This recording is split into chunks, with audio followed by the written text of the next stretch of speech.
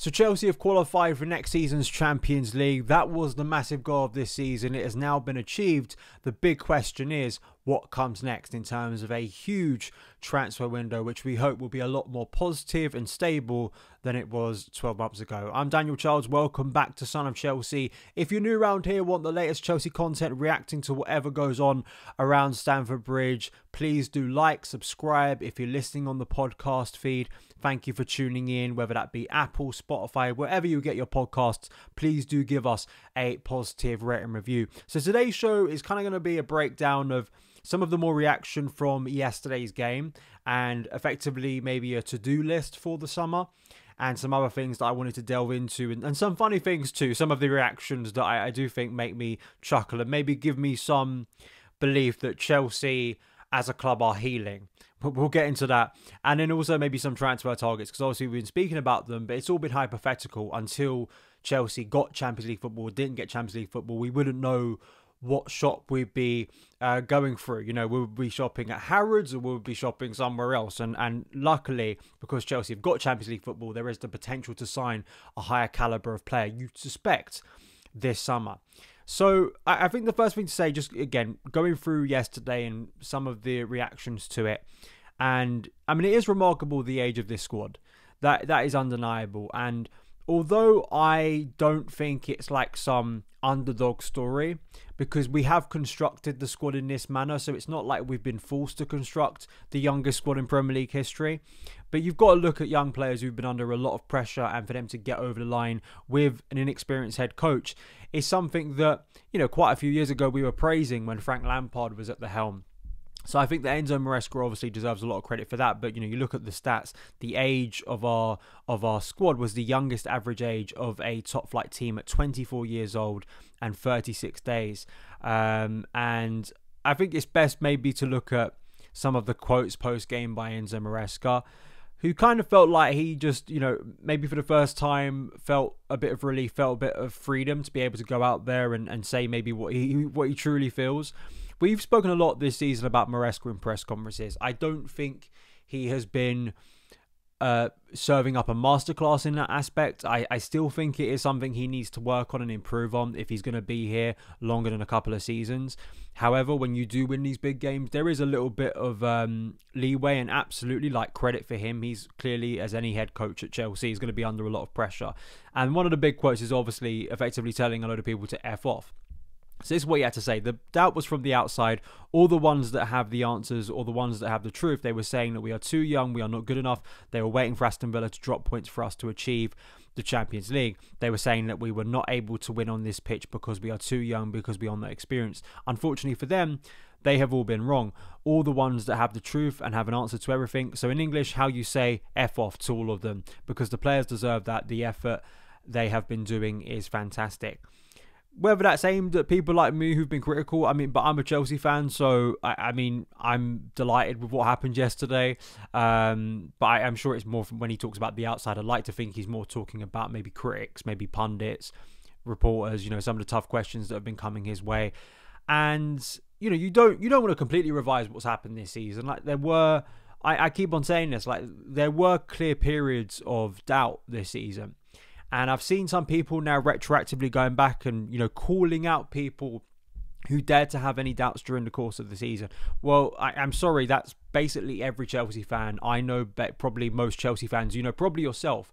I have to say, you'd be quite a unique individual if you had no doubts about this season throughout the course of it. Fair play, but I think you're probably on your own and you're probably being a little bit dishonest if you never had any doubts or criticism. And, you know, on this show, I want to be critical, but I want to be honest, and that's kind of my biggest currency on here is giving you my honest take of Chelsea.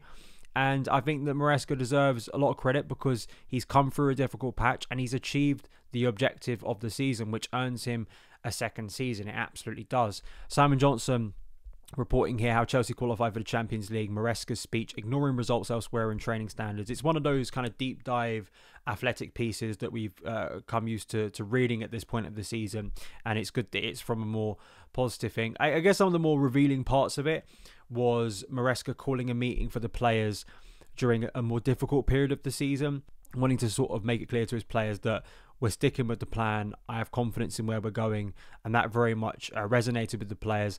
And then also Reece James and senior players sort of stepping up and creating get-togethers for the squad to kind of bring together some harmony and unity in a difficult moment. And of course, as well, taking great responsibility for post-match media duties for Reece James on good days and bad, and an encouraging response to Maresca's public challenge for him to show greater leadership. I think that was as far back as like October when Maresca made those quotes about Reece. So that's undeniable, right? Like as a group, especially as a young group, to go to where they did yesterday and to get the 3 points to keep a clean sheet, because there was so much madness elsewhere. And really, at the end of the day, what we thought Chelsea needed, mathematically, they didn't. But that 3 points gets them into 4th place, higher than many of us anticipated we would have been at the end of the day. It was just get in the Champions League, 5th place. If we can get 4th, then great. But like, that's not the be all and end all. It's just getting in the Champions League.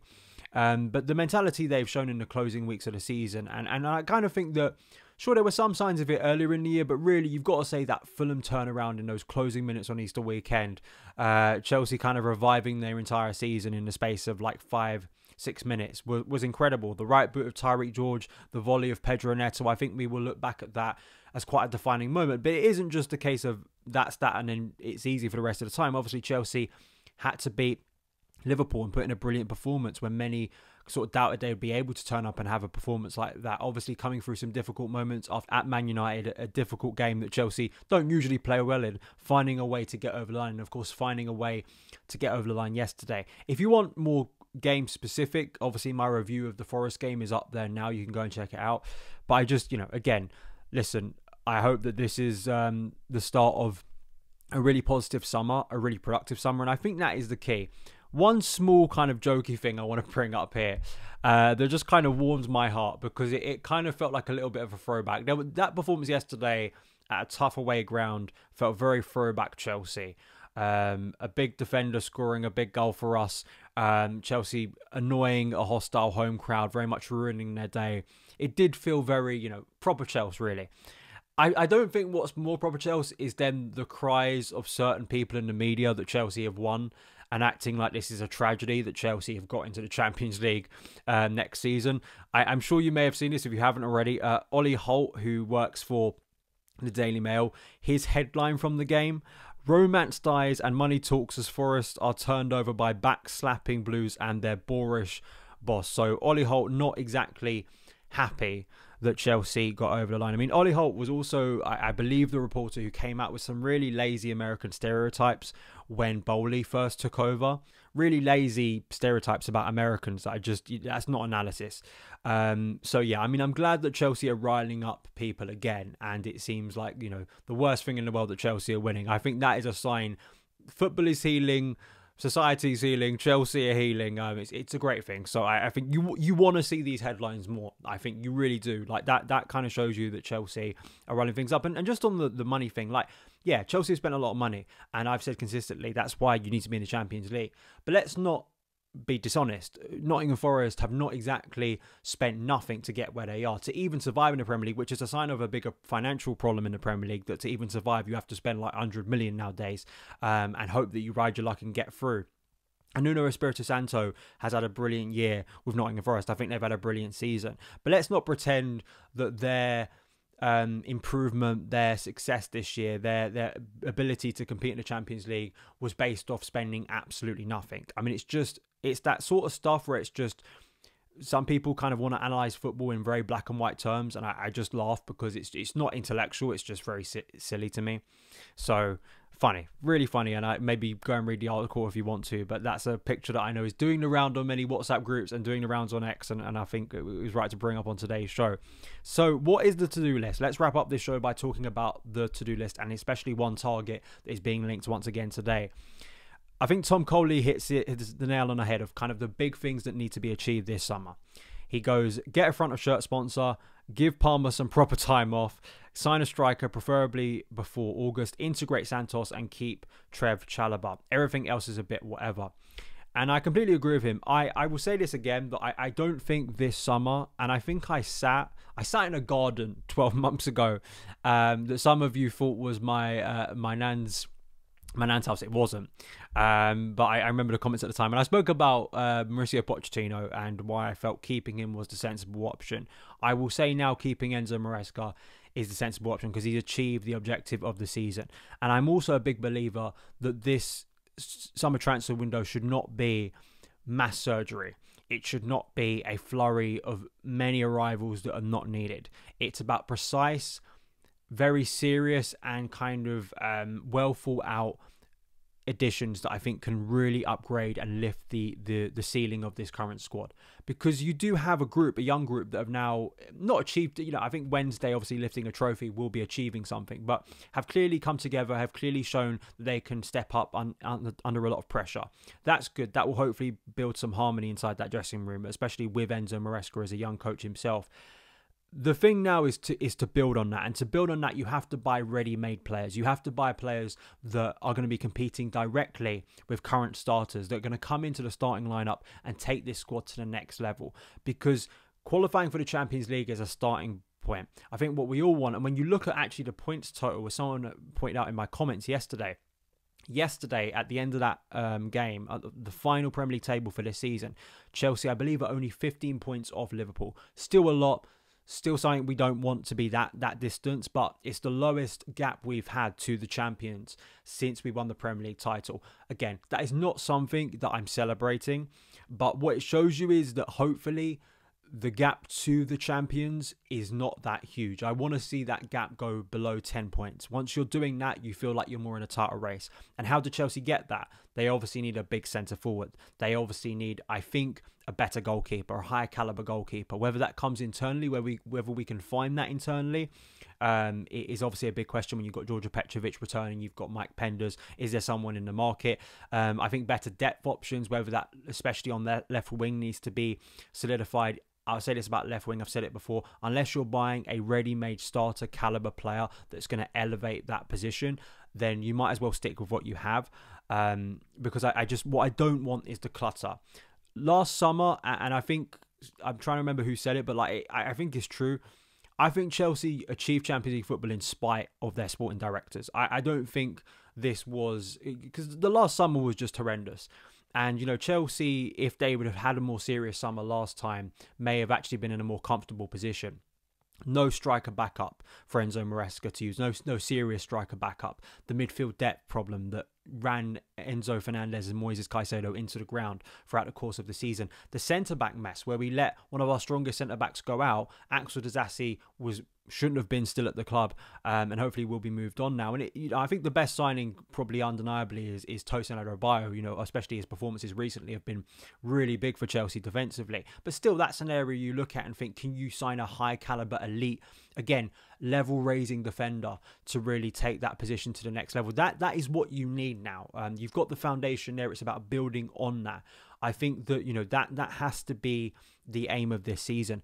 PSR nonsense, back scratching nonsense, where we're selling players that we should be keeping, that make our squad weaker, because you're going to need a big squad next year. You've got the Club World Cup, you've got the Champions League, and of course all the domestic cups as well that go along with that.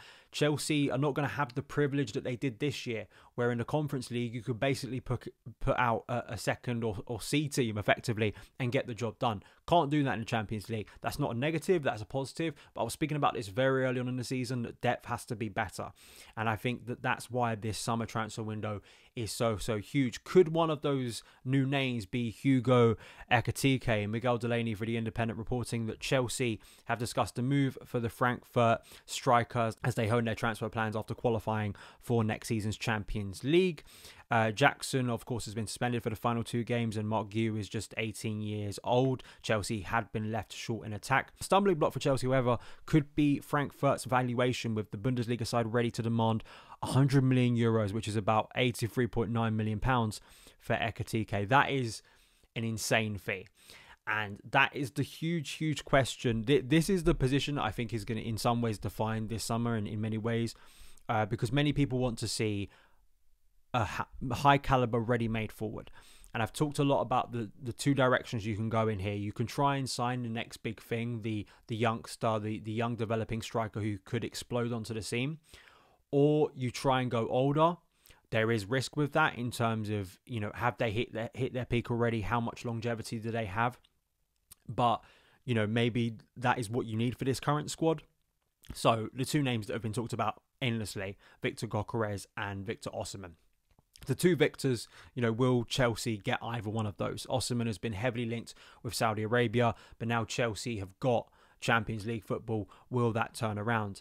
And also the big conversation is, will Chelsea's transfer kind of policy of looking at players under the age of 24, 23, sometimes even 20, will that be altered? You know, I need to see it before I can believe it. That consideration is a serious thing for Chelsea this summer. They actually need to show that they are looking outside their kind of small bubble at the moment, because even the likes of João Pedro, kind of similar build as other strikers Chelsea, or similar profile of age Chelsea have bought before. That's the huge thing now. Like Liam Delap. Liam Delap apparently is on the board once again. And I've consistently said that would be, I think, a shrewd piece of business as a rotational option. I think that would strengthen Chelsea's attacking options for next season. I think if you had Liam Delap, Nicholas Jackson and someone else, I think from an attacking point of view, you're looking a lot more serious than you were and stocked up than you were a year ago. And because of the increased demand of fixtures, the idea that I think those three strikers couldn't get substantial minutes, but I don't think Delap should be the only striker signing or the height of Chelsea signings this summer. That's just my personal opinion. So there we go. That's wrapping up basically the reaction to Chelsea getting Champions League football. Please let me know your thoughts, your feelings. We'll be back tomorrow for my Roclaw final preview, the Conference League final on Wednesday. My final team selector, my final predicted lineup for the season, where hopefully Chelsea can lift their first piece of silverware in the Clear Lake Bowley ownership. So thank you for watching, for listening, all of that good stuff. Have a great rest of your day, and I'll see you again very soon. All the best.